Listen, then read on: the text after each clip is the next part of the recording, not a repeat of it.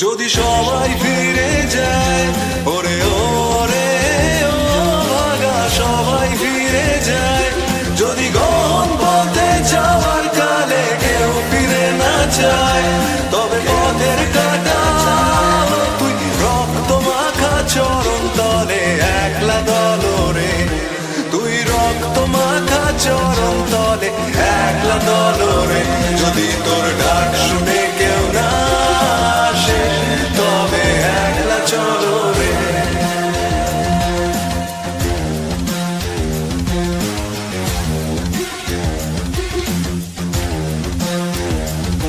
যদি আলো না ধরে, ওরে ওরে ও ভাগা আলো না ধরে, যদি ঝড় বাদলে আধার রাতে দুয়ার দেয় ঘরে, তবে বজ্রানলে আপন বুকের পাঁজর জ্বালিয়ে নিয়ে একলা চলো রে, আপন বুকের পাঁজর জ্বালিয়ে নিয়ে একলা চলো রে, যদি তোর ডাক শুনে কেউ না আসে তবে একলা চলো রে।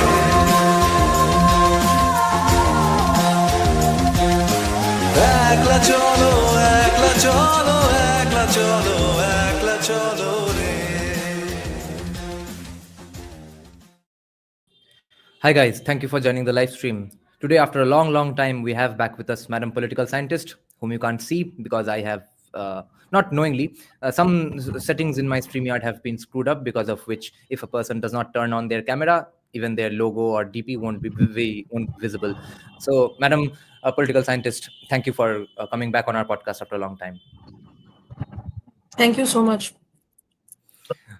So you proposed a very interesting topic today, that how a particular sociology department in China shook things up in 1924. What really happened back then? Okay, so this was Shanghai University. I'm just going through some books on Shanghai and other cities just to understand them comparatively. And it turns out that in 1924, Shanghai University, the sociology department of Shanghai University, spread Marxist ideology as usual. And one of the teachers, I don't know if I'm pronouncing the name correctly, Qiubai, the Qiubai, so Qiubai, I think his name is. So he was one of the sociology teachers in the Shanghai University, and he married his student, Yang Zizhua, who combined Marxist classroom sociology with practical labor organizing. And there were part-time schools for workers, which were like a conduit for passing on Marxist ideology directly to the workers. So what you find in sociology departments now is just a propagation in India. I don't know about China, but in India, what you find is just a propagation of Marxist ideology to students who are vastly disconnected from real labor class people who are actually working in the factories. But back then in 1924, this was not the case. So students actually were involved in, and particularly we must note that this was a student who married her professor. So this was an influential student. So they were directly involved in passing on this ideology to the workers and enabling a sort of organization through the university. And this actually helped to spread the workers' movement, unionism, etc., to the rest of the labor community. But that doesn't mean that it was necessarily a good thing, of course, because I mean there are a lot of layers to this, because there were times when the workers' movement actually did not benefit the workers so much. There were times when there was, you know how there are political settings that happen even now, that has been happening since forever. So whereas the workers were instigated to protest, sometimes they were betrayed later on. So a lot of problems happened later. But the point is that the university sociology department was instrumental in propagating the workers' movement in 1924, which is interesting, considering that these days there is a disconnect we find between workers and university intellectuals who claim to be representing their interests.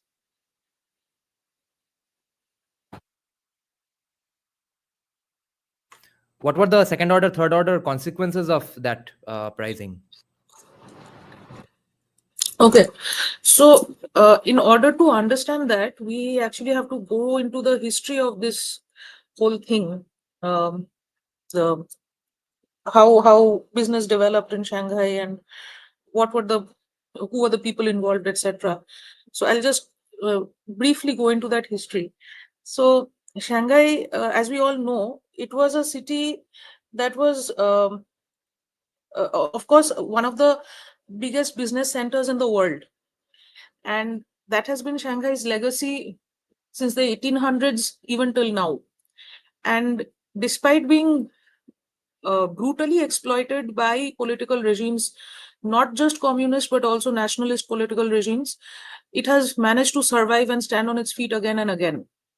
So this is a very interesting, admirable thing about Shanghai. So uh, by nationalist, I mean the KMT regime,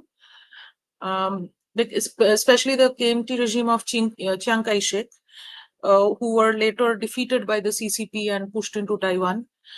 So the point is that Shanghai was always viewed as a sort of a foreign entity by Chinese people of other areas. Okay. And why was it viewed as a foreign entity? Because it had a lot of foreign influence, and Europeans played a big role in developing Shanghai, especially from the 1800s onwards, even beyond World War One.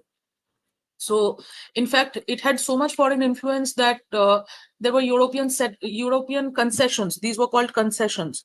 So the European concessions were areas demarcated specifically for Europeans, like how we used to have the White Town in Calcutta, the Esplanade area, the Fort William area.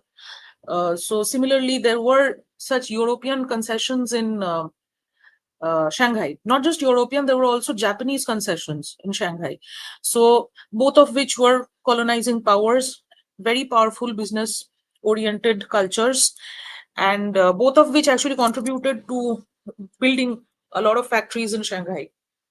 So anyway, in these concessions, what happened is Europeans could run their own laws there. So these were like tiny, one could say very tiny European colonies. So they did not take over the whole of China, but these concessions did not go by Chinese law. They had their own separate courts, they had their own separate municipalities, they had their own separate tax system, etc. Of course, there were many conflicts between the Europeans and the Chinese. You'll find many films, books on the literature on this as well, not just historical but also general literature. So anyway, these Europeans played a big role in setting this. Not just Europeans, Japanese foreigners in general played a big role in setting this up. But point is that many Chinese immigrants from rural areas or adjoining areas of Shanghai also benefited greatly from the setup that was made in Shanghai by both Chinese and European and Japanese and other powers, other business powers. So the reason why rural Chinese people think of Shanghai as too foreign, or at least used to, I don't know now, they used to think of Shanghai as too foreign, is because of these European influences. And naturally, when you have such a highly cosmopolitan city, it's bound to appear to be foreign. But a big question that I've been going through a number of books, and one of the questions one of the authors have raised is that it's foreign. What is it foreign to?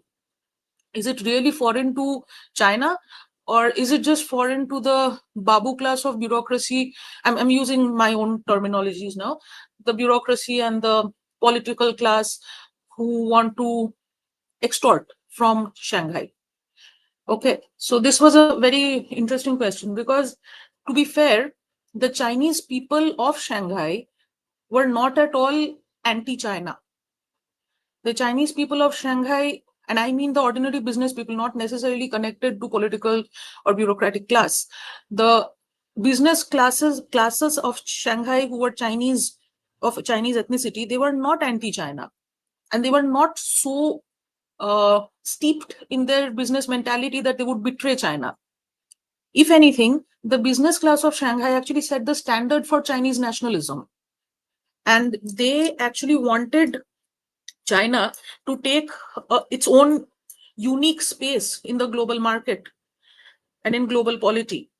So this business class of China had an enormous role to play, of Shanghai, the business class of Shanghai, which was greatly hated by uh, political powers as well as rural powers, actually played a big role in setting up setting up China as a major power bloc, even long before, not just now.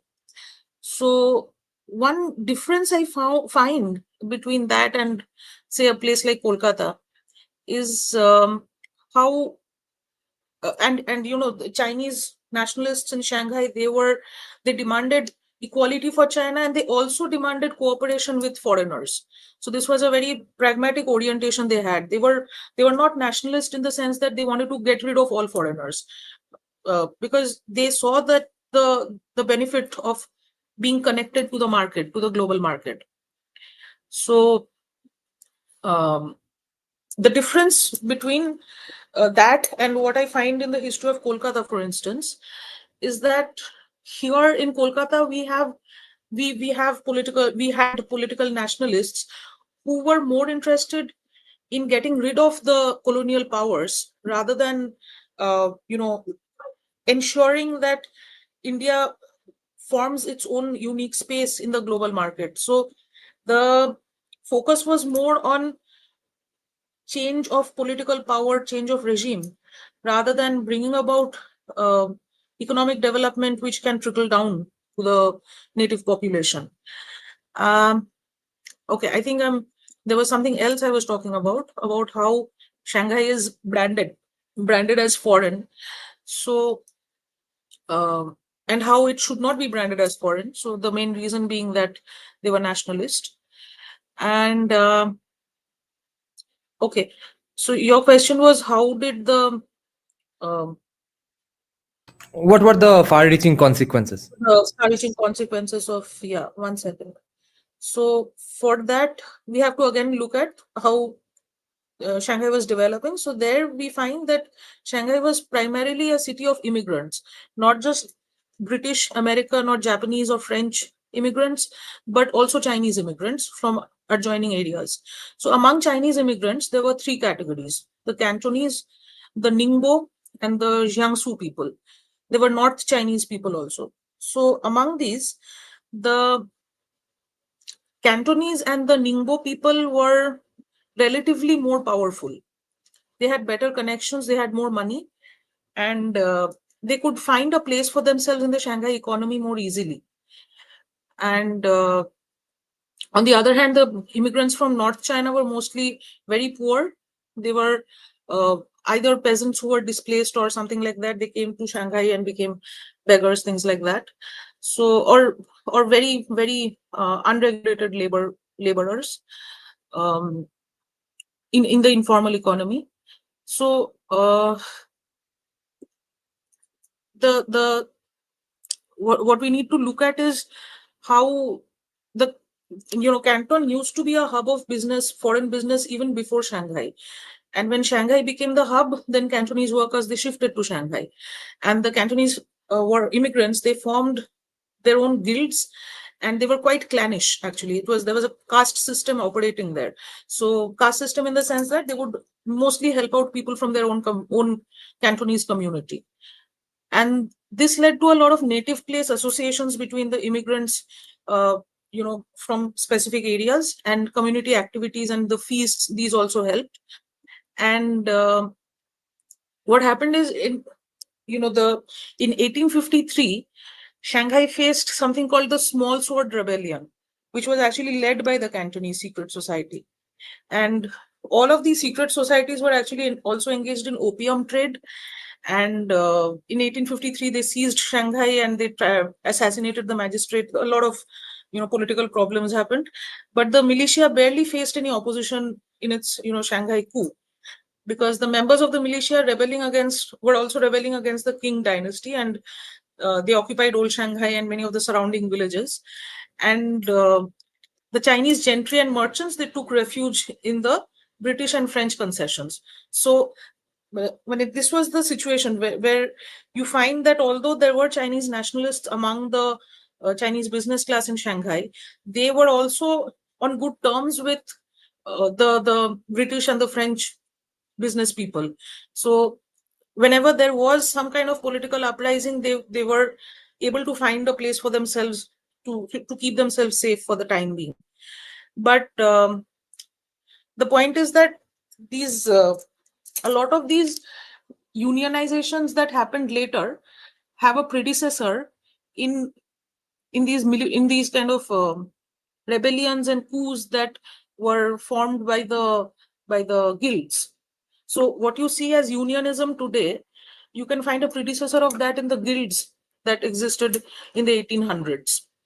And that's the reason I thought of going back to the early immigrants who came to Shanghai. Because when we talk about unions, it's also a good idea to talk about how the culture of unionism is not born in a vacuum. It has an ancestry in the guild system. But during the 1800s, this guild system was highly disorganized, and most of the so-called rebels and protesters were also linked to many violent crimes, and which is not very different from today. And they were also unemployed and disgruntled workers who spread their violence mainly to reign under the garb of an ideological protest that eventually took a political form. So on the other hand, CCP today, if you look at CCP today, it is way more organized compared to either the unionization of 1920s or the guild system of the 1800s. And ultimately what you notice is that a lot of the identity based violence that happens is not so much to do with liberating a community or demanding independence, but more to do with destabilizing an existing regime, not to bring something better in its place, but simply to capture the state power. This is what you keep realizing the more you read the history of protests and unionization and any kind of rebellion that happens. Now, out of all this, unionization is a relatively more organized form of ensuring that what do we call that grab of power. But ultimately, it's not so much to do with the benefit of the workers, but more to do with how to extort power from the existing regime and destabilize it. And Mao ultimately finally managed to capture the power properly, but the spirit of disruption, the spirit of coup and grabbing power existed as early as the mid 1800s. And what Mao CCP did was just more successful version of what the small sword society had attempted in the 1800s. So there was not much methodological difference between the violence that was spread by criminals in the 1800s, disgruntled workers and criminals in the 1800s, and what Mao did in his time. Difference is that you had something like the sociology department supporting it.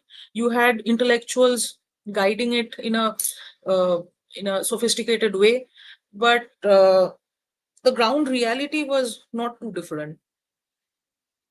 So all it did was spread a ton of disorder. I see. So those were the second order, third order consequences. Disorder. Yeah. But We have a interesting critique from a viewer here. He's saying yes. European settler are better or are more important than Chinese locals because of business connections, because of quote unquote business connections. That narrative as to why Shanghai is more quote unquote developed feels very Eurocentric or colonial. Do you agree with him? Like I said, it wasn't only European settlers. There were Japanese settlers, there were Americans also, there were Chinese business people also. So Shanghai was a mix of many, many kinds of business elite. What I would rather say is not only European settlers, but rather the connection with the world market. That is what is more important. And by world market, I don't mean only Europe, but the presence of European settlers had both a negative and a positive effect. You can see the existence of concessions and their own unique spaces as a negative effect, because you can argue that they are sort of colonizing the land. But to be honest, they couldn't really get away with it, because Chinese people, top to bottom, are extremely nationalist. So, for instance, I'll give you an example. There was something called the May the 30th movement. I actually had to make a timeline of all the events that happened, because so many events happened there. So, in 1925, there were some workers who protested for, I think, wage increase or something in a English factory.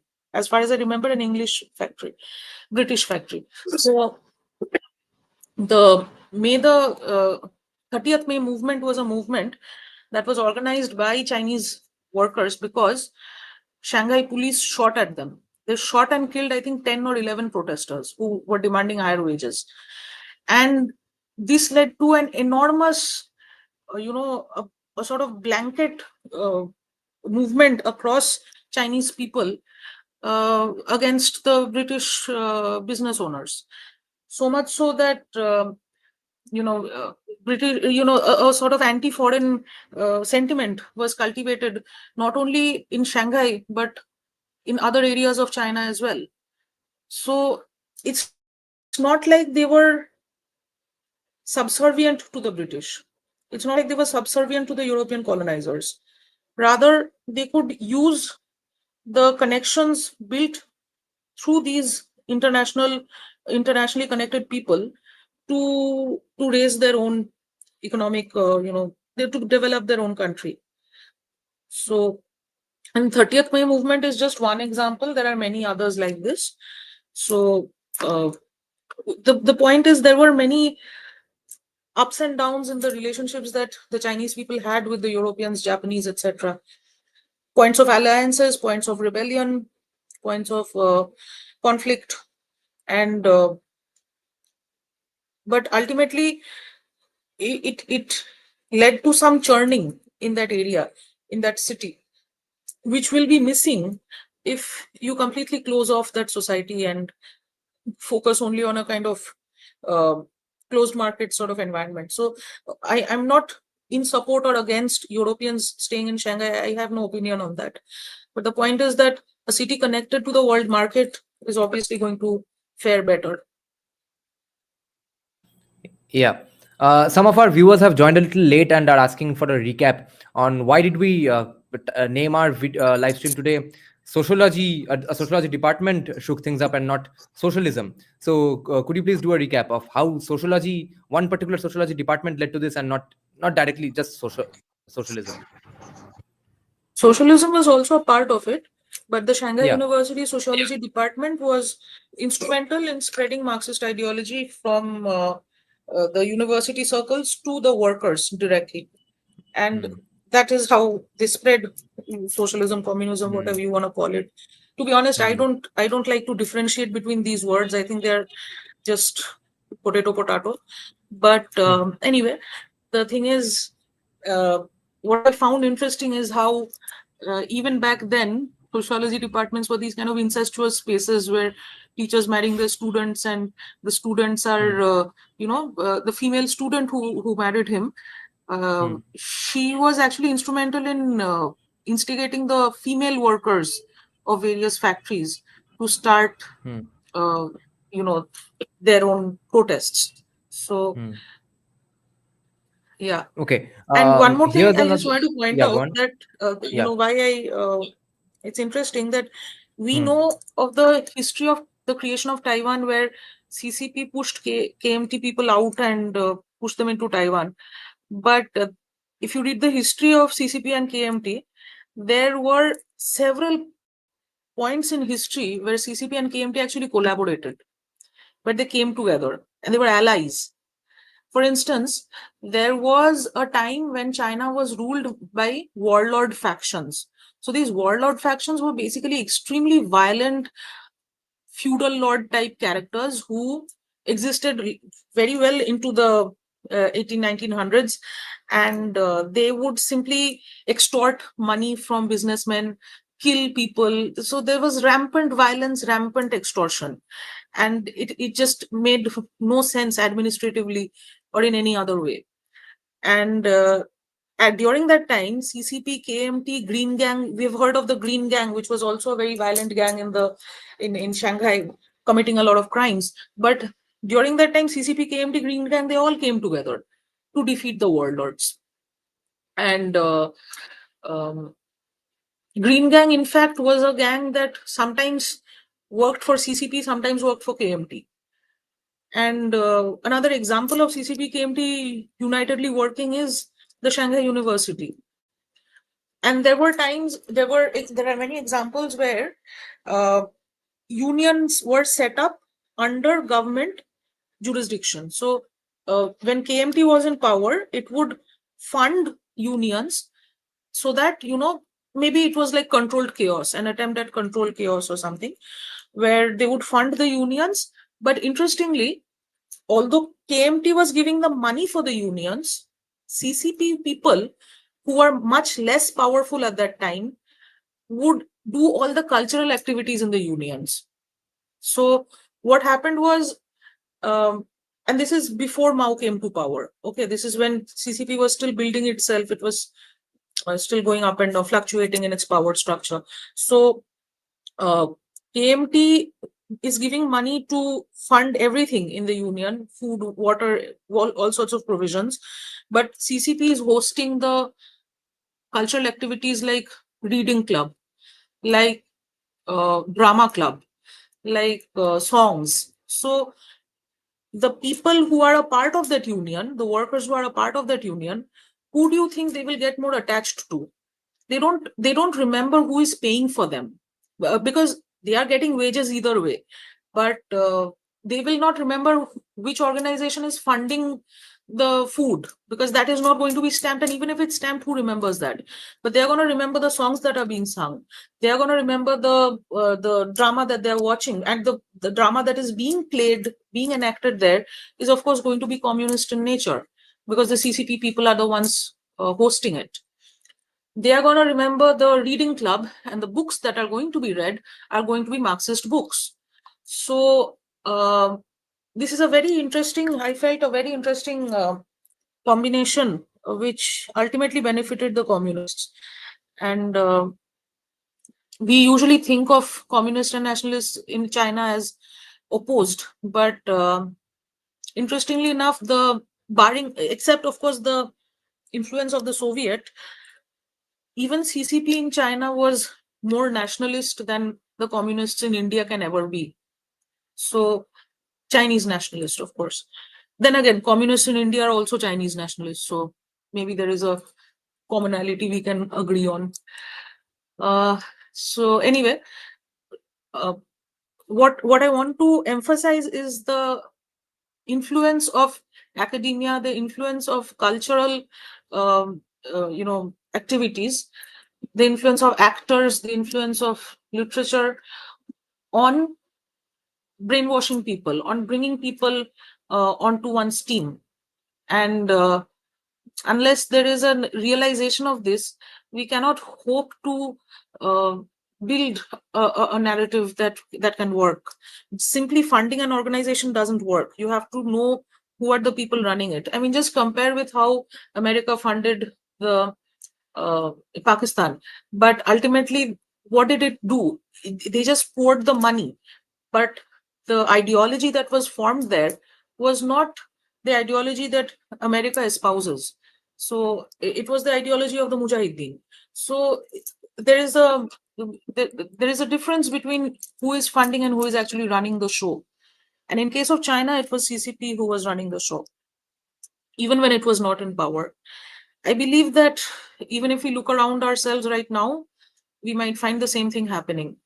Even if a nationalist party is in power, the academia is still being run by communists who are, or whatever, leftist, liberal, whichever term you want to use for them. And unless there is a realization of the need to push nationalist people with the right set of language, the right linguistic power to capture these spaces, there will be no difference made ultimately. Okay, we have a nice segue to get to, which was kind of what you touched upon already, but here's a follow-up extension. We'll just club together two questions. Okay, so Retrowave is asking, how did they do it, the brainwashing? And someone else is saying, academia needs to be limited to only research and scholarly discourse. They shouldn't be given this much subtle influence behind the scenes.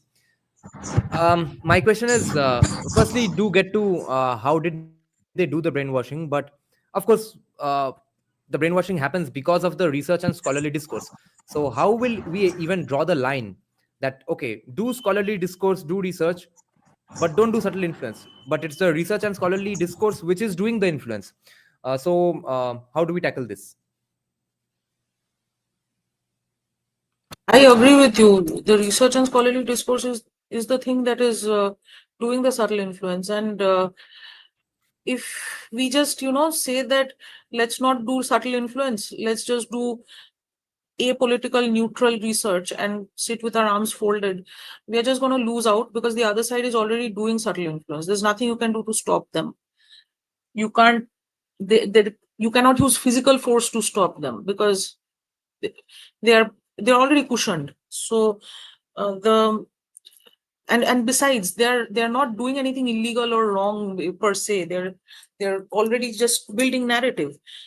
So if it's like wishing that rapists won't rape, right? It's like wishing that you suddenly all rapists will become decent. No, it won't happen. So the only thing we can do is do subtle influence the way the other side is doing it. So I don't see why that should be a problem. And the previous question you asked was, how did they do it? Yeah. So the brainwashing was actually, there were times when so the CCP branch in 1938, the CCP branch was established in the commercial press, which had very educated workers.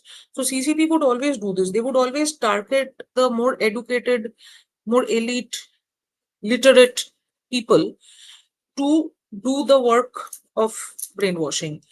They would also target the North China immigrants. They would also target the poorer people to be the listeners of those elites. So they had no qualms about this. They are the ones who talk about classless society, but they are the ones who take the most advantage of a class divided society. So they would go to white collar workers. They would have book drives, in-house journals, and these white collar workers really enjoyed these initiatives. Okay, because they had a disdain for yellow unionists. Yellow unionists were the government funded unionists, which were not real unions, which were just safety valves. So white collar workers and journalists, etc., they really appreciated CCP's work. So maybe one could say that a veneer of sophistication and cultured outlook helped CCP to, first of all, approach the kind of elite that they wanted, the educated elite that they wanted, gain their support, and also use them to influence the laborers. And we may think that the written word doesn't matter, just focus on neutral research. But this is the point, that the CCP will not focus just on neutral research. At least that was the way back then.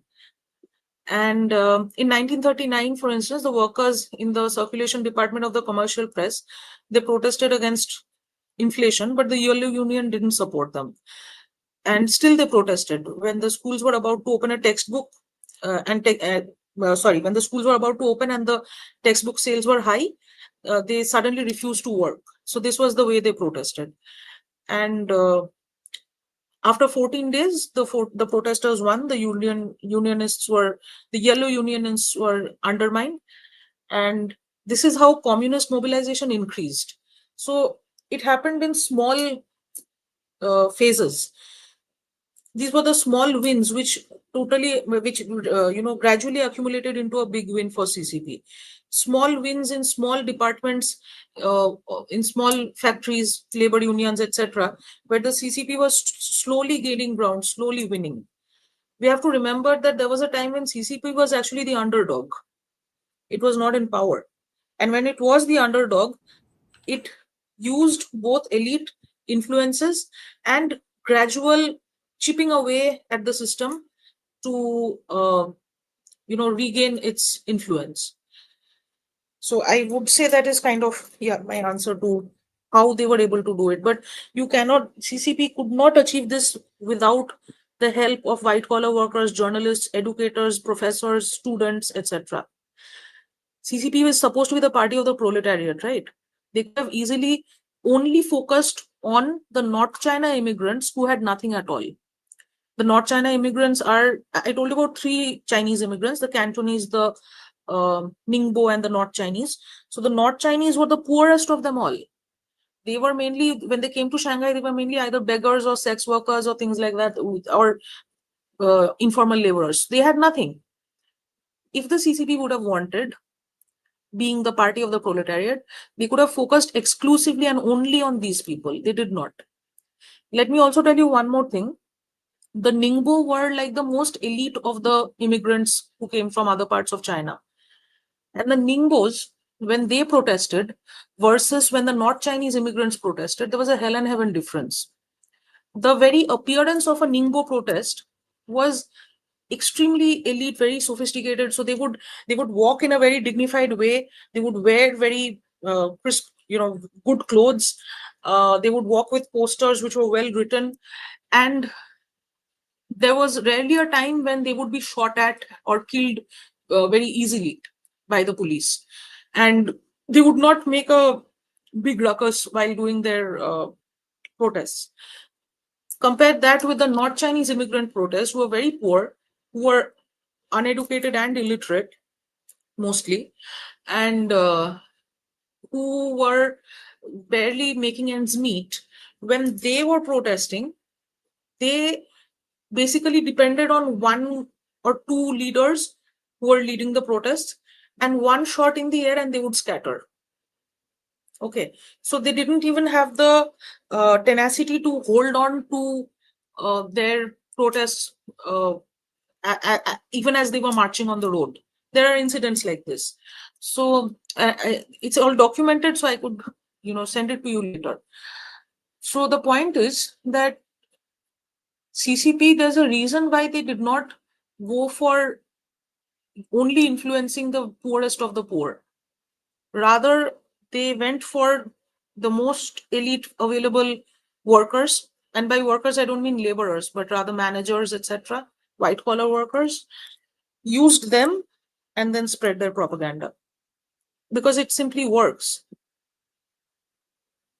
So that academic man is watching our podcast right now, and you probably know what both of us are thinking right now, right? That there's a clear analogy with Kolkata and CPIM here. That the Kolkata Brahmin Vaidya class or caste will never be fucked with by CPIM. They will kill people in Morichapi. They will kill lower caste Congress workers, but not BBKs. So we will get to that analogy, but first we must discuss this meritocracy that communists actually believe in, whether it was Yes. CCP or whether it's CPIM. I had a political science teacher in my school who is today a self-declared Marxist. It's still written in his LinkedIn handle, and he is doing he has some research grant in that organization whose name I keep forgetting. It's a central government organization, CSSR, or Center for Social Science Research, that organization. Okay. So I was once hanging out with him in Jadavpur University, and he was discussing political movements with a fellow commie, and he was saying that yes, I know it's all about the lower classes and stuff, but the lower class can't give arguments. He was saying middle class, lower class to tattva dite parbe na, to wo tattva to nahi de payenge, so we need upper castes essentially. He did not go ahead and make that statement, but CPIM has always believed that. We see that in action.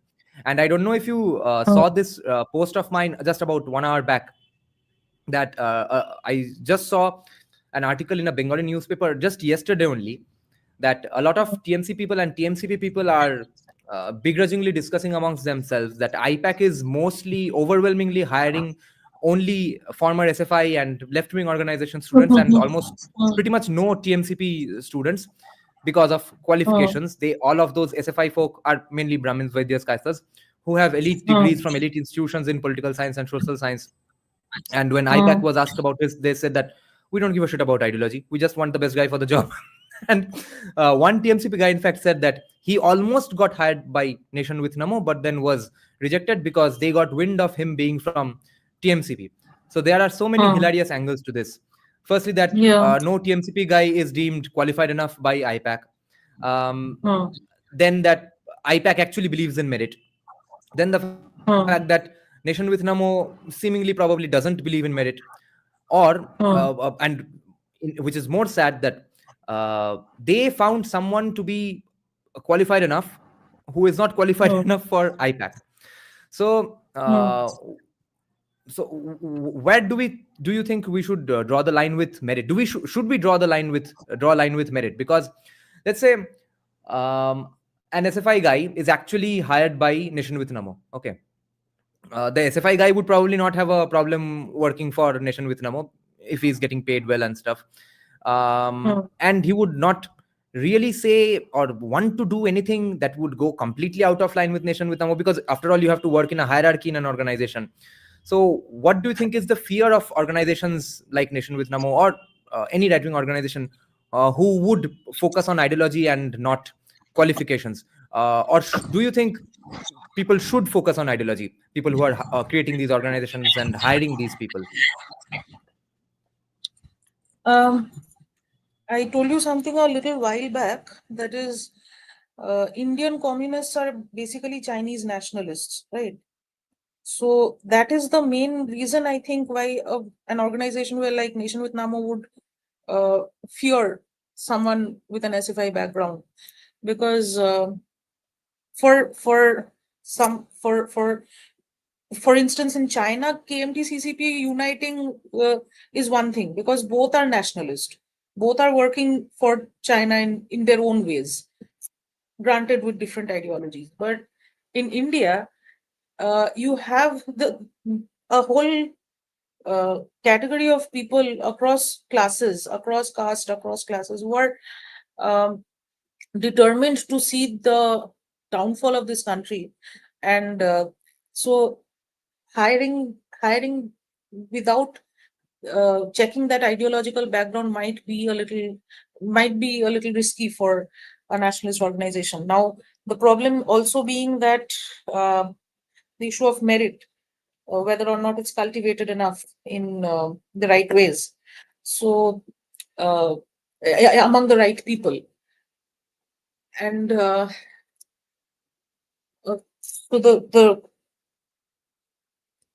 I don't know if I have an answer to this really, because the only way out that I can find is if you can change the way schools and colleges are run, because the teachers teaching in these schools and colleges are already influenced with a certain ideology, and they are going to pass it on to the students. The only way in which you can expect a nationalist meritocracy in the future is if that influence is changed. So yeah. A viewer of ours is asking, how has sociology helped China to establish a uniculture by erasing all the diversity? Has sociology contributed to that as well, the sociology departments of China? Even if there is diversity, the subtle communist influences work nonetheless, even if there is diversity. So, for instance, when CCP was not even in power, they used to maintain a low profile. but they used to recruit through personal connections rather than organization. So they would instead of strikes, they would do sabotage. So they would keep a low profile, but they would help, but they would make friends with people who are in the Shanghai Labor Union, things like that. So, and oftentimes they would even use the help of gangsters. So, like I said, the Green Gang, they would uh, often ally with CCP and sometimes also ally with KMT, depending on who was funding them at the time. I'll give you a small example. There was a person named Hu Yong-ki. Again, I'm not sure if I'm pronouncing correctly. He enabled communist inroads among Shanghai insurance workers. So he established the CCP-backed Insurance Federation. Insurance Federation was backed by CCP, which promoted culture, education, welfare among insurance employees. And the inaugural meeting of this federation was held in a Ningbo Native Place Association in 1938. And it also set up many cultural groups like club, journal, etc. Just like I gave you an example of a while ago. Their drama troupe was officially joined with CCP, and they even attracted many audiences. And these insurance workers readily accepted CCP because of the cultural influence that they were spreading. And because these insurance workers accepted CCP, later the white collar workers of other sectors were also more inclined to accept CCP. And by the late 1930s, workers would pass around handwritten copies of Mao's speech along with their own poems and cartoons and songs secretly among each other. So despite not being in power, can you imagine the amount of influence that they were already gathering among white collar workers, educated people? And there is this fun that one finds in secrecy and in being sort of anti-establishment, this that, and CCP at the time being the underdog was helpful at that in that way. So I would not say that CCP was trying to uh, impose a monoculture from the top. Rather, CCP was like a working in the capillaries, infiltrating wherever it could and whichever influential organization it could, not just the poor. In particular, they targeted the rich. The CCP also recruited factory artisans like mechanics and carpenters, and they when they were able to push their own workers into certain sectors as and when they gradually gained some more power. So um, the point is that rather than a unicultural diversity binary, they weren't thinking about all those things at the time. They weren't thinking about imposing monoculture at the time. They were mostly just thinking about how to make their own party the default. And once the party reaches the hearts of the people through these secret societies and dance, drama, song, whatever culture, and let's not forget, not just dance, drama, these people also hosted tea sort of chai pe adda, chai pe charcha type of things. So which were spaces where people could unwind. Okay, so these are, you work in a factory, you get funded by a businessman, all of that is fine, but the memories that you will retain, the emotions that you will form, will be based on these chai pe charcha, will be based on these feasts and banquets and other cultural activities that you are a part of. No matter how much you love money, you are still going to enjoy the company of people who give a positive vibe, right? So and imagine if those same people are also elite, sophisticated, dignified, having an aura about themselves, then all the more it's very, very easy to get influenced by them. So that was the strategy that they were using, and that was their main focus: influence and hegemony, rather than simply creating a monolithic environment is not possible to create, because everyone has their own unique native place connections to remember. So it's not possible to create a monolith. Even if we go to China today, we will not find a monolithic country, I'm sure. But point is that we will nonetheless find people who are supportive of this ideology, because this has been percolated in their capillaries. So once it goes that deep inside you, through your emotions, through your memories, it's difficult to get out of that. Our viewer is asking or saying that Chairman Mao Zedong completely erased BBK of China, or BBK like people of China. Do you agree with this statement? Well, what Mao did, one could say that yes, he did remove a class of elite and established himself. But ultimately, well, it wasn't even sustainable. So, and what do you mean by BBKs of China? Because uh, there, even the BBKs are not the same as the BBKs here. There, even In BBKs what are way? pro-business. Even here, Oh, for instance, so I there even see.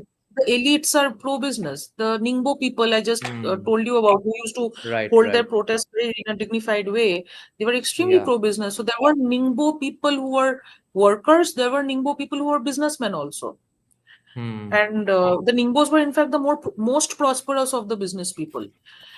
Hmm. And they used to hold the most prosperous tea parties, not just tea parties. They used to have these bird feeding parties, things like that. So all kinds of exotic stuff, very elite exotic stuff that they would hold. So if we have to stop thinking of them as the same as the BBKs of Kolkata, because BBKs of Kolkata, they valorize a stupid kind of poverty where they will send their sons and daughters to the US to settle, but they will wear torn Punjabi or shadi in Calcutta and walk around like as if they own nothing. But or they will wear, very shabby clothes with a jhola, and they will act like as if they own nothing. But that was not the way that the elites of Shanghai, even the immigrant elites of Shanghai would behave. Chinese people. So they took a great deal of pride in their business, in their money, and they were not ashamed of it. And on top of that, they were nationalist. So they had no anti-China sentiment. They may have been anti-KMT, anti-CCP depending on the time. Even KMT, CCP were together and enemies depending on the time. But one common strand you'll find is that they don't hate their country.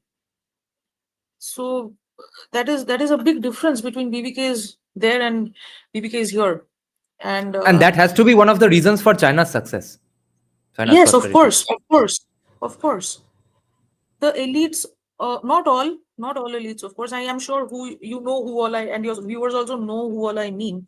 There's a whole class of elites in our country who simply hate India, who want to watch it break, who have never read the Bhagavad Gita but want to dismantle Hinduism. How are we ever going to succeed as long as these people are still thriving? In China, no matter how much dispute there was among the people among themselves, the one common strand is they all were nationalist, and the kind of nationalists they were, I'll also tell you, they weren't always necessarily having to proclaim their nationalism. Like here, nationalism is such a rare thing, especially until a few years ago in Bengal, until a few decades ago rather in Bengal. It was such a rare thing that you had to wear it like a badge, and you had to prove that I'm nationalist, I'm Hindutvavadi, whatever. It had to be um, engraved in your personality. Yeah, when the But central there, government declared that you'll have to stand up for the national anthem before every movie, Hmm. people fucking lost their minds in Kolkata. I was one of Yeah. them. But So anyway. no, I to be honest, I always stand up for the national anthem, but I also found no real point in imposing it in movie halls, because we didn't always have it. We don't have it now. But does it really make a difference in our patriotic feeling? I mean, It's just a we reminder, a bit of a nudge it's a that, reminder. hey, Yeah. remember India, remember loving India, that kind of a thing. But I feel that if you must instill patriotic fervor in people, it should be done in a more deeper way than just pushing a national anthem during just before a movie. And I will still stand for it. Like I said, I will always stand for Yeah. my national anthem. Although in my heart of hearts, my national anthem is the Vande Mataram, not the Jana Gana Hmm. Mana. But anyway, Hmm. and I will always stand for both. But Hmm. the point is, I cannot expect all people to be like me. Not everyone is going to be a Hmm. patriot. And Hmm. I don't think patriotism can be instilled by simply playing the anthem before a movie. So I Hmm. think if you must instill No, patriotism, you it must. was not it was not done to instill patriotism. It was done to mark the fuckers. That okay, let's see who has a problem with standing up. Who has a That problem? was the Yeah, goal. yeah, Yeah. yeah. I Now, guess so. when you say it must be deep, therefore it's a vertical Hmm. direction and it can't be horizontal. And unless it's horizontal, then a lot of people can't be brought Horizontal. along in the movement. Yeah. What do you mean it must be deep? I mean, you mean how I said You the said that. nationalism Yeah, portraying? you said that it must be deep. Yeah, It must be at a yeah, deeper level, the instilling of nationalism. yeah, yeah, yeah, So, yeah. so if it is just deep and not this wholesale kind of a nationalism, Huh. then it will be stuck with only a few people, not the masses. The masses require non-deep things. Uh, well, if you talk to enough people, I don't know who we categorize as masses, what income bracket, whatever, but uh, Hmm. across income brackets, um, if you uh, talk to enough people, you'll find that some degree of nationalism does exist among people in general. So Yeah. uh, it's a default, it's natural. In fact, it is so natural that when I used to discuss about how in my sociology department or whatever, in a political science department, if there were people who were spreading any kind of anti-national propaganda, it would be difficult for other people to believe because they cannot even imagine anyone doing something like that in an academic environment. That is how default nationalism and patriotism is among people, because they would imagine, why would anyone even do this? They can't imagine it unless they actually attend the classes and listen to the professors telling them that India was formed in 1947, there was no India before that. Unless they attend the classes and listen to professors saying that Kashmir was never a part of India. Okay, unless they attend classes and listen to professors who spread propaganda like what else? We know the whole range of it, right?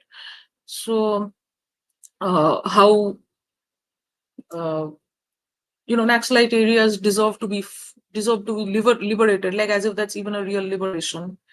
So unless people actually attend the classes and listen to this kind of anti-national propaganda, they find it difficult to believe that such propaganda even exists, because it is difficult for them to imagine such degree of anti-nationalism. So I don't think that horizontal spread of nationalism is absent. It's probably already there, unrealized because it's default, unrecognized because it's so innate. Um, but I feel that maybe it requires a bit of more, nudging in order to come out when necessary. And of course, there are Uh, some categories of people who are not going to be a part of this, who are not at all nationalist and who truly do want to break this country. So that is a different issue.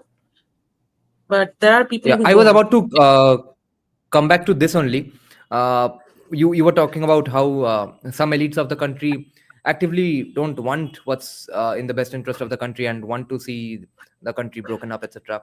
Those elites, I just remembered that they swear by Ambedkar, of course, but they have not, of Uh, course, read Pakistan or Partition of India. But most of them have not even read Annihilation of Caste. They have just read the foreword to the Annihilation of Caste by Arundhati Roy. uh, That's the extent of uh, their Ambedkar fangirlism. Now, uh, I want to bring your attention to another thing, because you were bringing up the fascinating point of how those, let's say, propaganda uh, ammunitions of the CCP were such fun gatherings. And I think nationalists and right wingers of all societies and countries have some enmity towards fun, because they Yeah. are understandably so obsessed with duty, and are so Mhm. opposed to hedonism to such an extent that anything fun seems like hedonism immediately to them. So we know what right wing retreats and equivalents of those things would sound like. You would have to listen to long history lessons, a bit of scripture reading. That would be the extent. But whereas leftist hangouts and propaganda hangouts would be fun and filled with hedonism, but if even if not hedonism, but at least fun. Do you think the right wing must also embrace fun, or we must not sacrifice our morals, and we must draw a red line and say that no, uh, if we give even that up, what are we even fighting for? Let's just be absolutely focused on anti-hedonism and duty, and let's have non-fun retreats and those chai pe charcha equivalents which are not fun. Which side do you fall on? Uh, okay. I believe that right wing people don't need to be, Catholic nuns. They don't need to be that. And as for you mentioned something, you mentioned that they just gather people and do scripture readings. To be honest, if they actually even read the scriptures themselves, then they would realize how much fun the scriptures also are. Okay, none of our scriptures are telling us not to have fun. I mean, I'm reading I am rereading the Mahabharata, and I'm reading the Bhagavad Gita for the first time properly now. And after the first chapter, second chapter onwards in the Gita, it's all about a concept of time, a quantum concept of time. And it's extremely interesting. And I have not yet reached the parts about duty and all of that. But if these concepts can be spread to people, these are neither hedonistic concepts, nor are they moralistic concepts, nor are they telling you to keep quiet and pray all day, nor are they telling you to only be very serious and do your duty only. These are these are concepts that will open your mind in directions you can't even imagine. Okay, I'm talking about the Gita right now. So you are So saying that they won't rename any and all fun as calm and therefore opposite. right wingers, they might, I don't know. So I mean, look at what this who's that reviewer who reviewed Kantara so badly. I mean, recently came to know that he even said, "Ye pyar vyar kuch nahi hota hai. There's no such thing as love. There's only duty." You say stuff like that, you end up looking like basically a rejected nun. Okay, who became a nun because he was rejected, a monk because he was rejected. So, uh, I think that there are people who want to impose a moral policy sort of behavior simply because they themselves didn't have fun in life or something. But of course, that is not the way to reach out to people. There is nothing anti-fun about Hinduism. There's also there's nothing pushing you towards hedonism either, but there is also nothing that is telling you that you have to stop laughing, you have to stop having fun. The, Hinduism is not teaching us all that nonsense. And in fact, the more I have studied about my own religion, the more I have been, you know, amazed at how much happiness it has given me. There's a difference between unrelenting um, and what do you call it, like unbridled uh, so-called hedonistic experiences versus happiness, right? Happiness and contentment. There's a difference between the two. So the more I have studied, But uh, yeah. to be fair to that monk who scolds his Ferrari, there is a Hmm. difference between fun versus happiness and joy as well. Even the monk who scolds his Ferrari would say that, yes, he is not opposed to happiness. He probably felt joy when his daughter was born, but that's not fun. Are you in favor of fun as well as joy, or are you okay with joy and not fun? I'm in favor of fun as well as joy. Who has a problem with fun? There's nothing wrong with fun. But what I feel is the leftists, what they do is, see, they'll call it fun, they'll do Faka flat in Lenin, okay?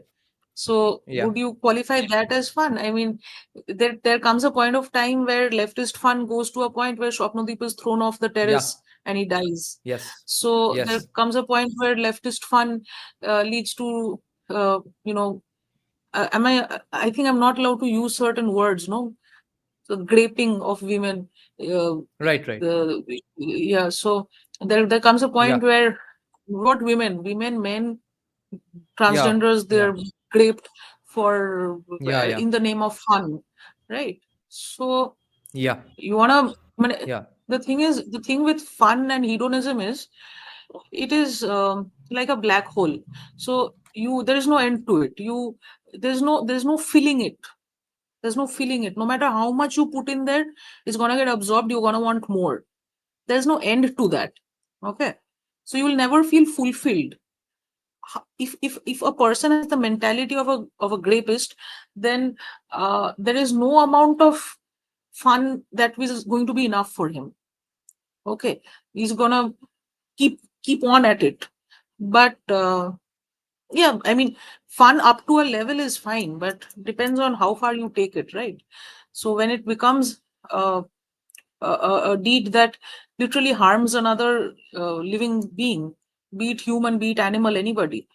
So even animals, right? I mean, there comes a point where fun means, beating up our dogs, things like that, because it's just fun. Why not? Or just harming someone physically weaker than you. So where do you draw the line with fun? There's no line for such people. And these communist hubs these Faka flats are a hotbed of such kind of fun. Compared to that, person like me, I feel that fun in small doses in the right amount is fine. But I'll give you an example. It's good to have, say, something like an ice cream, right? Somebody who likes to have ice cream will like to have ice cream. Fine. How much ice cream is he gonna have? He has 2 cups, he has 3 cups. After 100 cups, he's gonna puke. He's gonna feel sick. So that's the way I feel about fun. That you have it in small doses. Why not? Or whatever, big doses also, if you can handle it, fine. Why not? But you have it to a point where it fucks with your brain and it messes with your brain and it messes with your body. It will not help you or anybody. So that's the way I see hedonism. So I don't think right wingers need to promote hedonism, but I'm not a great political expert, because I'm sure there are people who are looking for hedonistic outlets. And if the right wing does promote hedonism, maybe it will survive, maybe it will thrive, because of the excess number of people who are looking for hedonistic outlets. So as a political move, maybe hedonism will work. It's just personally for me, that's what I feel, that hedonism is just not meant for me. Fun for me is great, but I like to feel content. I like to feel fulfilled rather than constantly unfulfilled. Yeah. But don't ask me for political. I'm terrible. I'm very stupid when it comes to mass political strategies, because I don't think like the way other people sometimes think, and I have often been scolded for Yeah. this. I have been told that, why do you always think everyone will be like you? So Yeah. yeah, and most people probably are hedonistic. So if hedonism has to be made into a strategy to bring people in the team, maybe it'll work. Who knows? I don't know. I think the problem arises when you think of sattvic lifestyle as the only kind of lifestyle. There lies the main problem. Do you think Ananda is an accurate translation of fun, or isn't Ananda supposed to be Not at bliss? all. Not at all. I don't think Ananda is at all an accurate Is there a translation of translation of fun fun. in Sanskrit? I don't know Sanskrit that well. Hmm. Uh, Off the in top of your Bengali, head, can the you think word of is, any word? what about a Bengali word? Because Bengali is very close to Sanskrit. So, Bengali to uh, Anando is fun. Anando, I Bengali don't think Anando is a little Anando. distorted. Moja. Okay. Moja is not a Moja proper and Sanskrit word. I think it comes from yeah. the Persian or Arabic word, Maza. right? Yes. Maza. Yeah. Hmm. Yeah. What So, about Khushi? I Khushi is joy. joy, yeah, I guess. But So no translation of fun in Sanskrit then. That's not a I'm good sure sign. there's a translation for hedonism in Sanskrit, and that can be, uh, I don't know, that can be translated as fun as Calm well. only. Calm, tamas, Hedonism, maybe in some contexts. Tripti is I'm not very satisfaction. sure. Hmm. I can't See, think of like I a say, hedonism also yeah. existed since the earliest of since the human race existed, right? I mean, Yeah, of course. even Yeah, in of course. the as far back as we can go, there was human cruelty and hedonism. In fact, if anything, right now it's probably a little less because everyone has to work now. But back when there was a class of people who could just not work and get away with being feudal lords, hedonism was much more. And prior to that, maybe hedonism was even more. So Hmm. hedonism always existed. How much are we going to judge people for it? We have Are to you saying accept our that Hindu hedonism kings were hedonists? Are you spreading Marxist propaganda and missionary propaganda here? Why just Hindu kings? Why not every king who wasn't hedonist? No, So, no. Everyone except Hindu um, kings must have been hedonist, according to the monk who scolds his Ferrari. Now, Navi uh, Vimarsh is saying, what is Natya Shastra if Hindu philosophy does not advocate pleasure? Ananda is the correct word, not fun. Not the fact is important, but you see, the problem with again right-wing gatherings equivalent to leftist propaganda gatherings would be that since Natya Shastra used to be fun thousands of years back, today they will hang out and discuss Natya Shastra, which is not going to be fun. It's going to be a, of course, very educative session. It's going to be a learning session, but it's not uh, going to be fun. That's yeah. always a common misconception with fun. Sometimes right-wing Uh, gatherings are also gender separated. Do you know this? That in what way? women and men sit separately, or sometimes, not Oh, always, but hmm. there are a few, of these right-wing bolbo na, mane these Indian right wing, they're not really right wing. I don't know the right word for it. Indian nationalist Non-left. spaces, yeah, where these are gender. You sit in separate spaces sometimes, or sometimes Hmm. you don't sit in separate spaces. But suppose like you have a small the ye celebration, holy celebration. Suppose so, only the women will put color on the women, the men will put color on the men, like that. So I see. I see. I have seen such here. So it's like as Hmm. if a woman puts a little bit of abir on a man, it's like as if they're gonna get married or something. So yeah. Hmm. So there's a That I actually agree with. If today I okay. was organizing a right wing gathering, I would encourage if there's a stage and we are not just talking, we are going to watch something. I would separate the men and women because who knows who the fuck turns out to be a molester and does something and then the entire event gets Yeah, blamed. I was yeah. very shocked to see True. that in that Makaranchi Kranti, Makaranchi, what Arti in Goa, in that Malsanarayani temple, the men and women were asked to separately sit. So that reminded me, yes, no one's going to take these risks. And even the holy example you are giving, who knows who's Hmm. secretly a spy for another party and then files molestation cases. Yeah, VXT, say yes to go low trust society. Yeah, but you see, Brahmin here is helping us out. Ardeshira Bandopadhyay has come up with the right words. Manoranjana, Krida, Harsha, Oh, Vinoda, yeah. Pramoda. Yes. Um, Mayuresh is saying CSK has seen too much of people like John Peterson. He desperately needs content bleach. What made you say that? Say that. It's not really wrong, but what made you say it? Okay, I have a question Say for you what? from the audience. Sorry. No, I missed what you just said just now. What made who say Oh, what? that was a comment for me. Okay, Okay. another audience member is asking you that nationalism is generally opposed in favor of proletarian internationalism. How did China remain nationalist whilst becoming Marxist at the same time? There is no such thing as proletarian internationalism. That's a myth that was propagated to instill Soviet agenda, or currently maybe Chinese agenda. I don't know. Wouldn't like to comment on the Chinese part, especially after the recent developments. But anyway, this international proletarianism is just a myth that was created to push Soviet agenda during a time. I So see. I don't believe Oh. in international proletarianism to begin with. Where have you ever No, seen no. international proletarianism He's at saying work? that the commies believe in it, and at the same Hmm. time in China they were nationalists. How did that work? Hmm. So, uh, how did that work? There was some degree of Soviet influence in China. CCP was influenced by Soviet.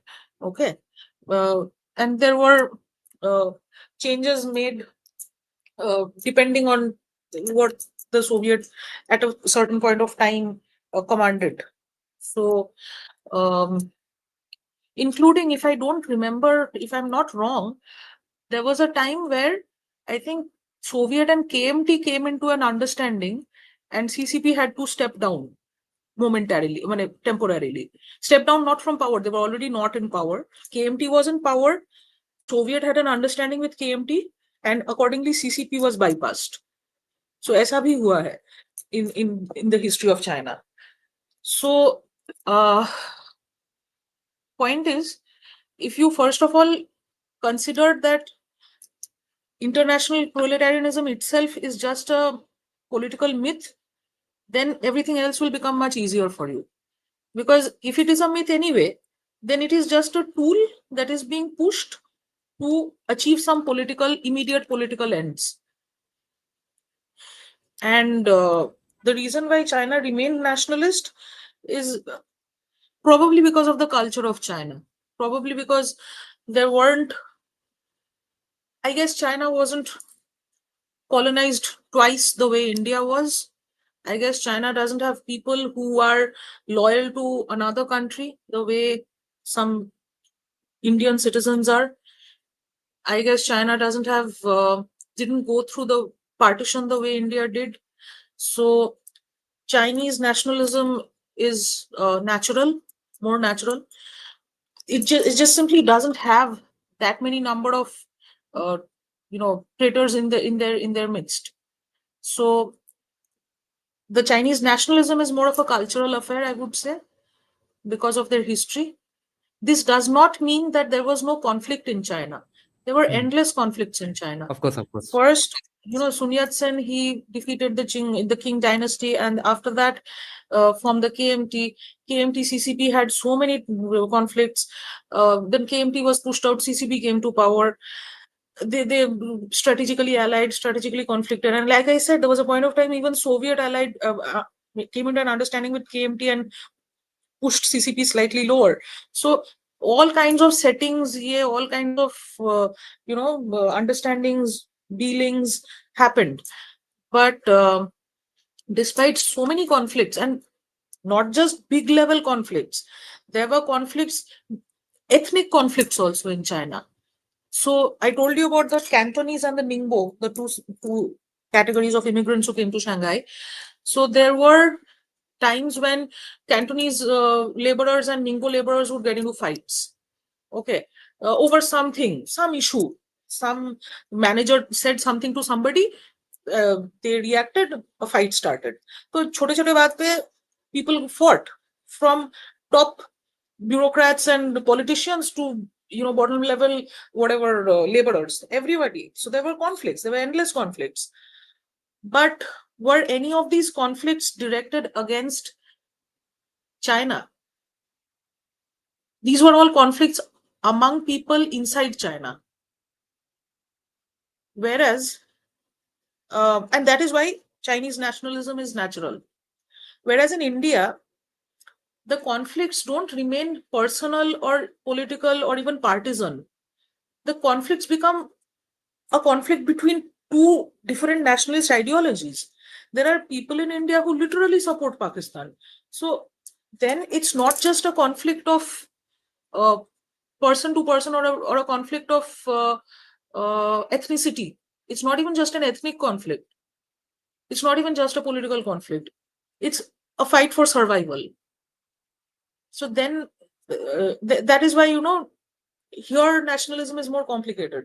Their nationalism is more default and natural, and because the number of people there living there, most of them subscribe to a nationalist ideology.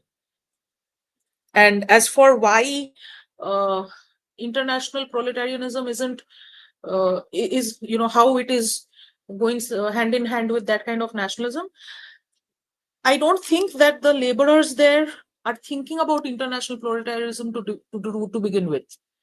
The people who may be thinking about it might be the intellectuals, the white collar workers, who might be thinking about an international proletarianism. But even they, when it comes to practical life applications, they're very pragmatic. They will do what is necessary for the time being to get what they need, be it higher wages, be it a protest, be it to achieve some kind of policy level change. Okay, so they will do what is necessary for pragmatic reasons.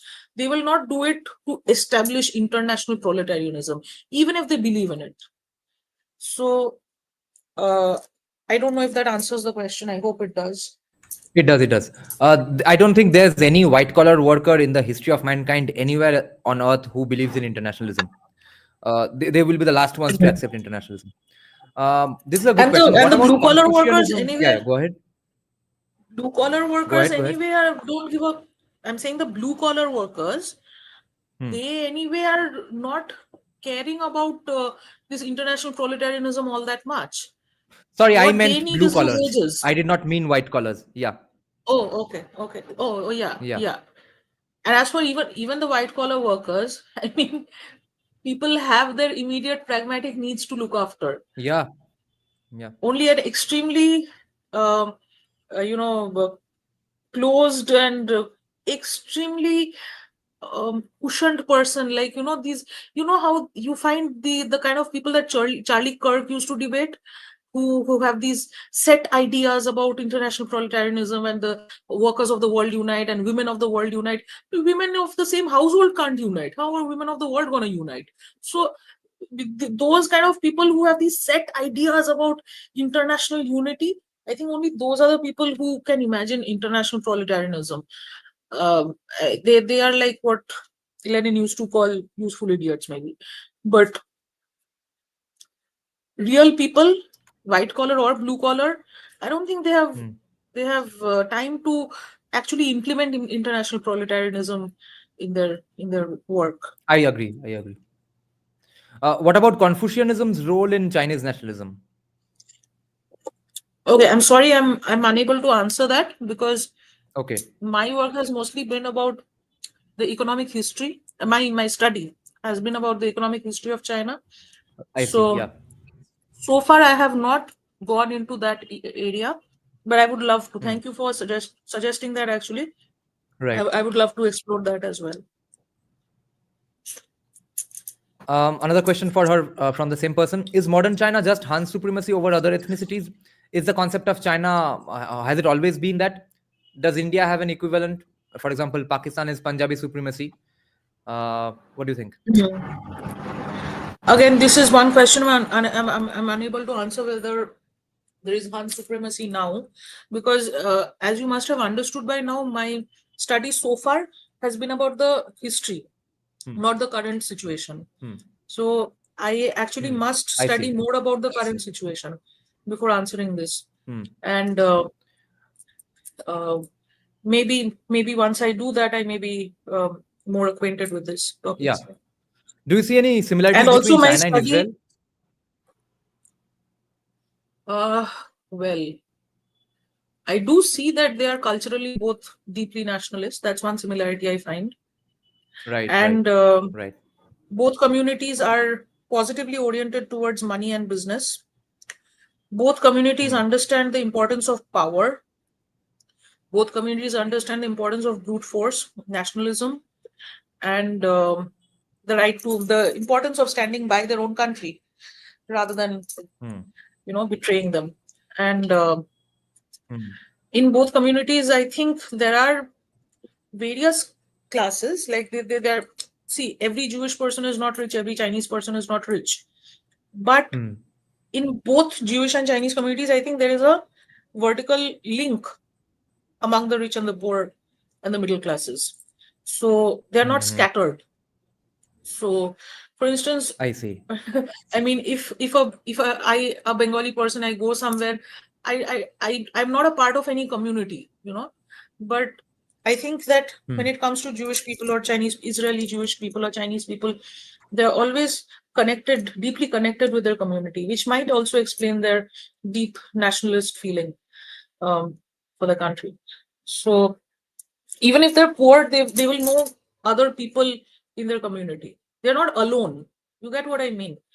Oftentimes, Indian people or especially Bengali people in some cases are often alone. There's a lack of community holding them together. Or personally, the community that Bengali people have formed, sometimes it just tires me out. So uh, I don't know which is worse. But with Chinese or Israeli Jewish people, I guess the community feeling is much stronger. So yeah. Now, Vimarsh is saying that College Street Kolkata might take support fees are unionized fuckers. You are not unionized. I won't give a shit about you. I'm an evil capitalist. AK Brahmo is asking to you, Madam Political Scientist, was Mao a great military commander or a great leader? Your thoughts? Um, Regarding his military conquests, I have studied very less, but I have studied more of his economic policy. Let me tell you a few things that I remember. I have, actually, so many books I've gone through, so it's kind of jumbled in my head right now. But I'm trying to take out a few strands. Um, Mao initially uh, thought of imposing certain state level restrictions on Shanghai. For example, he made something called the three antis and the five antis movement. Okay, the three antis and the five antis campaigns. So these were supposed to be ways in which, one second. Yeah, so these were supposed to be state-led, uh, constraints on certain businesses. Okay, so the initial intention was basically economic, and they wanted uh, one second. Yeah, so the three antis movement and the five antis movement, these were basically crackdowns by the state on businessmen, on profits, on prosperity. Okay, so they would lead to a lot of executions and suicides, and they were basically ways for the state to crack down on people who were doing well in business. Mao did this. Okay, but and he did this in the years. I'll tell you the years also. I just made a timeline here. Yeah, in 1951 and 52. Okay, he did these movements. So on the face of it, he made it look like the state is intervening in businesses to reduce bourgeois corruption. This was his official heading. But in reality, all it did was completely extort from these businesses, or sometimes even force the business owners to commit suicide, and completely ruin their chances. After all that, he realized that he has made too many blunders. He realized that he has put too many impositions on Shanghai. He realized that he has extorted way too much from Shanghai, and now there's nothing left to extort anymore. So then what he did was he decided to let go of some of these restrictions. He decided to extort a little less. There was even a point of time when Mao said that he will allow privatization, he will allow greater privatization, because first the private sector needs to develop, and only then can he extort from it. So, I mean, he was quite open about these things. Now, after that, I cannot call him a great leader, because a great leader wouldn't it depends on how you qualify great leader. Technically, he was able to retain power by doing all these forceful things. Okay, if that is your definition of a great leader, sure, he was. But by doing these forceful things, he absolutely ruined the economy of Shanghai through these 3 antis and 5 antis campaigns, through his first 5-year plan. All his 5-year plans were basically a way to extort more and more from the businesses. And after he realized that he has extorted too much and he's gone too far, then he said, okay, fine, let them build their private businesses again. After that, I can think about extorting again. So it was a total blunder. So I don't believe he was a great leader at all. And he put enormously heavy restrictions on the Shanghai economy. Another thing he did was, in the name of socialism, in the name of nationalism, which is something even Nehru did here, similar to what Nehru did here, was the freight equalization policy. So he would, during the Maoist era, professionals in Shanghai who were highly qualified would be forced to live outside Shanghai, forced to go to rural areas and do the same kind of work there, without the adequate infrastructure, without the adequate payment, without the adequate facilities in other ways, whatever other facilities a human being needs, be it for family, be it for their own selves. So he would force professionals out of Shanghai and into rural areas. He would force not just professionals, but even provisions, goods and provisions, commodities out of Shanghai into rural areas. And not just rural, whatever, surrounding areas, without the sufficient equipment to help them sustain themselves. And ultimately, there came a point of time when people wouldn't go to these areas because Shanghai was simply more highly paying, more prosperous, and gave them greater scope for earning money. So people didn't want to go to these areas. They would come back to Shanghai somehow or another. But in the name of so-called national development, he completely dismantled the naturally thriving economy of Shanghai. And after all his great blunders, whatever little recovery Shanghai made was completely on its own. It was not with state support. The state only and only extorted from it. Of course, Mao alone didn't. Even when KMT was in power, KMT also extorted from Shanghai. But Mao's extortion was more systematic, one could say, more through policy, systematic, and administration. So, but yeah, terrible leader, not at all a great leader, in my opinion. Okay, I was about to ask a similar question that Rishabh is asking on the screen, but he has asked it anyway. I was about to ask, let me first tell you that I had been seeing many retired generals come to Jaipur dialogues and say that, oh, any day China is going to dismantle. The day is near. Any day, every other week, they would do a podcast and say, okay, by the next month, by next 6 months, in the next 1 year, China is going to be destroyed. All of their rivers have dried up. Their economy is destroyed. All their houses will fall down. So Rishabh is asking, during your study, did you see any evidence for the claim that the Chinese economy is greatly exaggerated?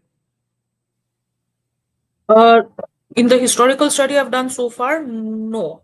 Not yeah, well, when Mao was in power, he personally, his party personally exaggerated, but that was more of an exaggeration of his great policy measures. As for economy, no, I did not come across so far any exaggeration of the economic progress of Shanghai or China. I'm mostly focused on Shanghai. I'm not focused on the whole of China. I am only focusing on Shanghai. So there, the whatever I've read so far has included fluctuations, has included downfalls, has included political conflicts, which has led to instability. So and it has also included recovery from all these damages.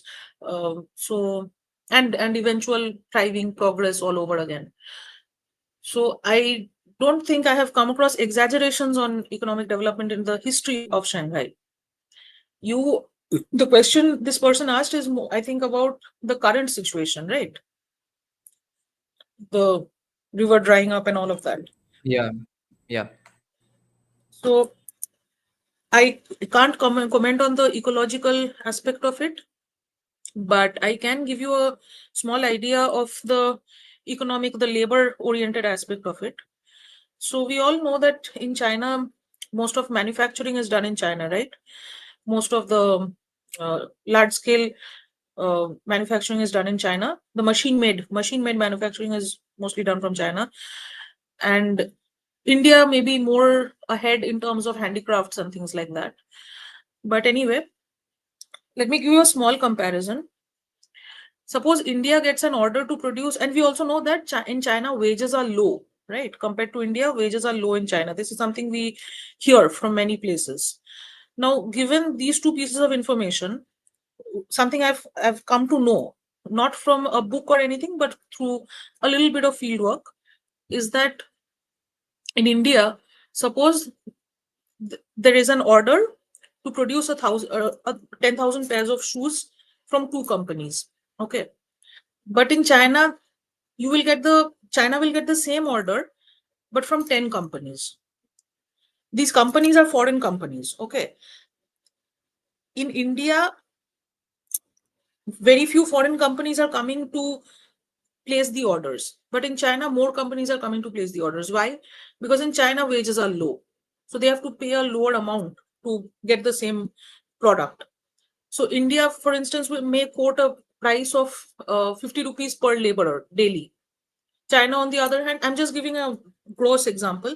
China, on the other hand, will give a quote of 20 rupees per laborer daily. So if you're getting the same thing made in China, per laborer, you're saving 30 rupees. So naturally, more and more companies will be going to a place where they will be saving more money on the wages that they will have to pay eventually. So plus China Yeah. has superior machinery. But interestingly enough, despite getting less wages, the Chinese laborer makes more money.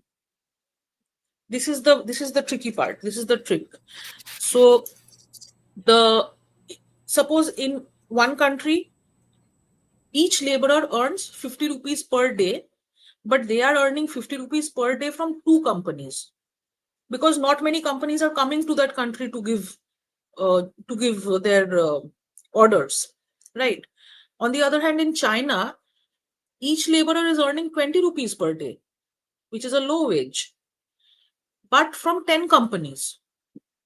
So if you're earning 20 rupees from 10 companies, you multiply that, you earn 2,000 a day. You earn 50 rupees from two companies, you multiply that, you're earning 100 rupees a day. So this is how, despite having low wages, they are able to low wages per company, per investor. Okay, each investor coming from outside is having to pay a low wage in China, therefore they're getting their products at a lower price from China. But eventually, since very many investors are coming in there to get cheap products, so ultimately the cumulated amount of money being earned by the wage laborer is increasing. So lower wages per investor is actually leading to higher wages ultimately. So this is the kind of trick that they have. It's not, I mean, I think it's a great strategy. I admired that, to be honest. So here you This, have people leftists, yeah, go and on. funny thing, here in India, you have these leftists who actually are, pro China leftists, who will demand minimum wage, right? I believe minimum wage is going to be a terrible idea, because minimum wage is only going to ensure that more and more companies go to a different country like China, where wages are low. So on the one hand, these in China, they are keeping wages low and ensuring greater wages at the end of the day. But in our country, the same people who support CCP, who support communism, who support all of that, are demanding minimum wage, which is going to be disastrous for the laborers of our country. On the other hand, if wages are allowed to be low, and if investors are if you are able to pull in more and more investors based on that low wage, just wages low is not going to work. Alongside low wages, you need good factories, you need superior machinery, you need faster production, you need more efficiency, you need a better work ethic, etc. So if you're able to ensure all of that along with low wages, and pull in more and more investors, that is actually going to help our country much more, help the poor people of our country much more than just raising This wages. So this reminds me of Yogendra Yadav ji, and also reminds me of how people make more money at Elon Musk's companies even though they don't have a union, because they directly get paid. But in other companies where they do have unions, you have to pay half your salary to the unions. Therefore, you go home with lesser money because the union has its own infrastructure and its own laws. exactly. Ardeshira Bandyopadhyay is saying Yes. comparison of corruption between KMT and CCP. What made the scales tip towards CCP pre 1949? Corruption was there in both. Extortion, I mean, what do you define as black money and all that? I mean, uh, state extortion was there in both. Bribery, black money. Yeah, Okay. so KMT was more inclined to all of that bribery, black money when it was in power. And CCP, like I told you, they infiltrated into the capillaries, into the hearts of people through both the elites and the poorer, the masses. So, but after CCP comes to power, the corruption within CCP was no less. So I don't know which is worse, but I would say both are similar when it comes to the corrupt practices, to the extent of extortion and using gangsters to achieve their ends, using Hmm. violence, things like Oh that. yeah. Both of them did the same thing. And also So the things you said that Mao did are so similar to what Nehru and PC Maulanovich did to India and mhm. Bengal specifically. Yeah, fright equalization. Okay. Yes, yes. Oh, another fun thing I came Yeah. to know today, fun, but a very sad thing I came to know today. So, fright equalization was something that apparently CPM used to criticize when it first came to power, because it could use that to blame the central government for the poverty in Calcutta. So they would say that, of course, fright equalization was a big reason for depriving West Bengal, but it wasn't the only reason that West Bengal declined. So the trade unionism, the labor unionism, the terrible criminal environment that was created by the communists here were also big reasons for the decline of West Bengal, because investors refused to come here, seeing the extremely volatile political culture of the state. So when you don't have investors, you don't have prosperity. So CPM would whitewash all of that, but focus on fright equalization as the main villain. But fright equalization was actually dismantled in 1993 or 1994, and it was dismantled by economic liberalization, by the liberalization of our economy in 1990. And that economic liberalization is the same thing that CPM also campaigned against. So I wish they'd just make up their mind, because they have a problem with fright equalization. They have a problem with the very process that is dismantling fright equalization. They have a problem with everything. So, but ultimately, I think they Yeah. realized that this will not keep working. So they will have to get more investors, and they tried to. Oh, and the way the CPM tried to get investors, I guess you've heard of the Operation Sunshine. Have you heard of it? Jyoti Basu tried to implement it. I think in the 90s, or yeah, probably in the 90s, 80s or 90s, he tried to implement Operation Sunshine. So Operation Sunshine was basically a process by which the municipality in Kolkata, uh, wiped out around 1 lakh, wiped out as in evicted around 1 lakh hawkers, street vendors. Okay. The idea was that they will evict 1 lakh street vendors to make the city a neat and clean place, seeing which investors will come running to the city. Political culture को ठीक नहीं किया, हाँ, unionism को ठीक नहीं किया, खुद को ठीक नहीं किया, but victimize the hawkers so that you can project an image of a very neat and clean city and expect investors to come. Not just that, uh, before Operation Sunshine, they had even tried to ban rickshaws. They had tried to ban rickshaws and people who deal in rickshaws, not just rickshaw wallahs, but also people who trade in rickshaw. Okay. So they tried to ban rickshaws. And again, after Operation Sunshine, they also again tried to ban rickshaws. Again, for the same logic. They thought that if they wipe out poor people from the face of Calcutta, suddenly Calcutta will become very investor friendly. And this is CPM doing this.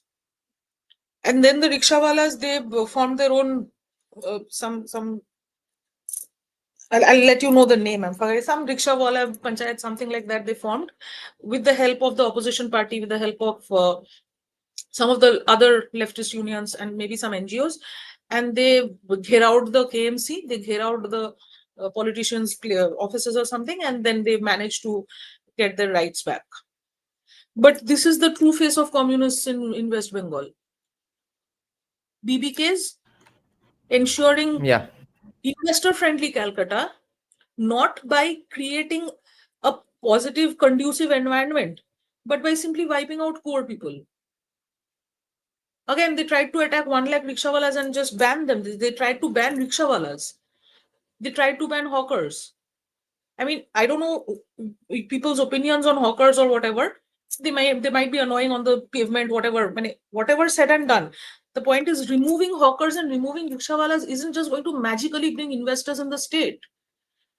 In fact, it did not. Even after they did all this, first of all, they did not succeed. Hawkers came back within a few weeks and started setting up their shop again. Rickshawalas won their battle and they continued their work. So it didn't work because just it's like putting it's like you're not fixing the problem inside your body. You're just putting makeup on your face. This isn't going to work. But the worst part is that these are the people who claim to represent the poor.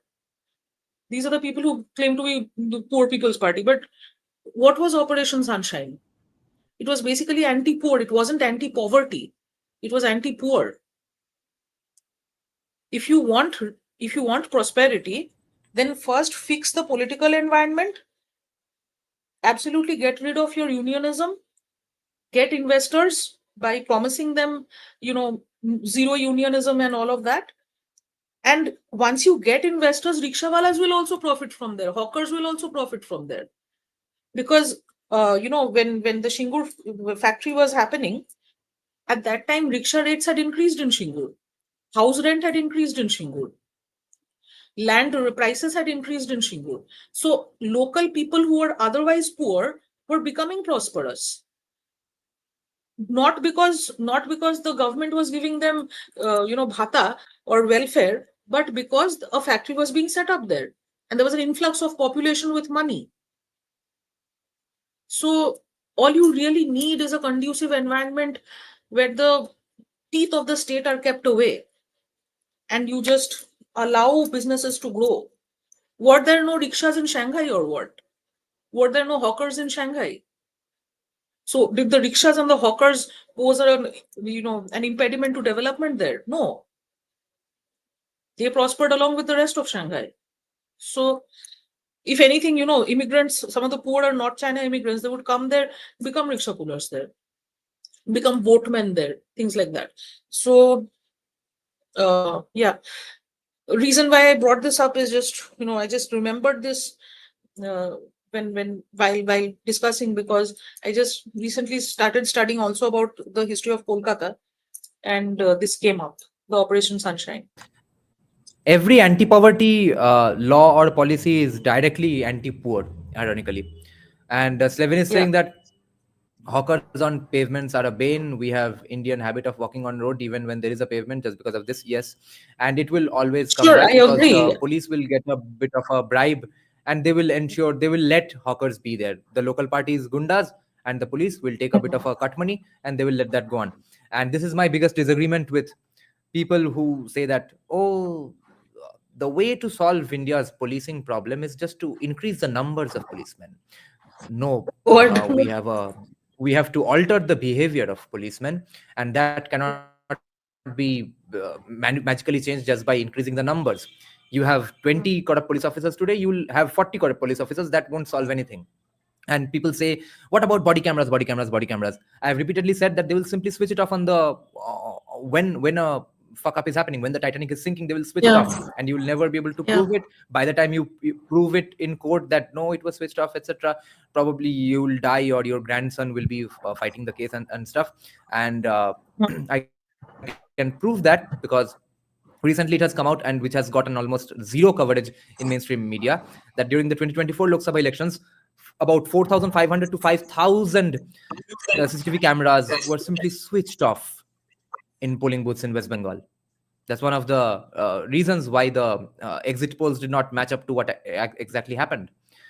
Okay. Orchishman Dey is saying, how much role did people like Zhou Enlai and Deng Xiaoping play in the revolution? Do people like Zhou Enlai, were they more responsible for CCP to get power than Mao? Deng, I have studied a little bit about Deng. So Deng actually undid much of the damage that was done by Mao. So he opened up. So Mao's idea was more like extortionist, and Deng's idea was more like allowing greater development to progress on its own naturally. 1 second. So yeah, and then after Deng, also there was, I think, Jiang Zemin, who was, I think, the mayor of Shanghai at one point. And Jiang Zemin made it, in the 1950s, there was the automobile sector in Shanghai. It was based on a local system. And in the mid 1980s, it developed into a joint venture. And in the 1950s, many small factories were merged to manufacture and reverse engineer Mercedes sedans. So Jiang Zemin made it into a joint venture with Volkswagen, and since Chinese factories weren't good enough, most parts had to be imported from Germany, and Chinese factories refused to invest in improvements. So, but the point is that this kind of a setup where you contract with foreign companies and build your own machineries, these were all done by the people who were influenced by Deng, like Jiang Zemin. And Jiang Zemin also successfully curbed labor shortage in Shanghai. And because, he was instrumental in bringing in, ensuring that the labor is not constantly striking, and, they're made to be more involved in work. So the policies of Deng were more of a undoing of the problems that Mao had created, one could say. Okay, Madam Political Scientist. Thanks a lot for staying on for such a long time. I know you need to get off the camera right now, and we'll do this pretty soon, hopefully. Thank you for taking so many questions. Thank you. Thank you, guys. Thank you for joining the live stream. See you soon. Good night. যদি সবাই ফিরে যায় ওরে ওরে ও ভাগা সবাই ফিরে যায় যদি গহন পথে যাওয়ার কালে কেউ ফিরে না যায় তবে পথের কাটা তুই রক্ত মাখা চরণ তলে একলা দলরে তুই রক্ত মাখা চরণ তলে একলা দলরে যদি তোর ডাক শুনে কেউ না তবে একলা চলো রে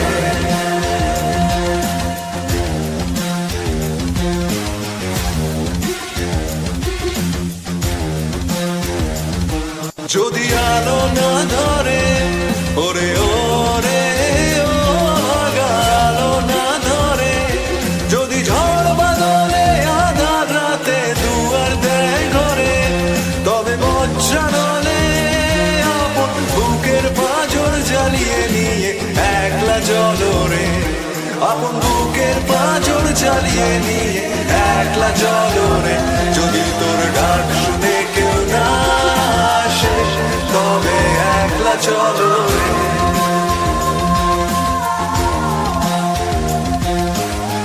একলা চলো একলা চলো একলা চলো একলা চলো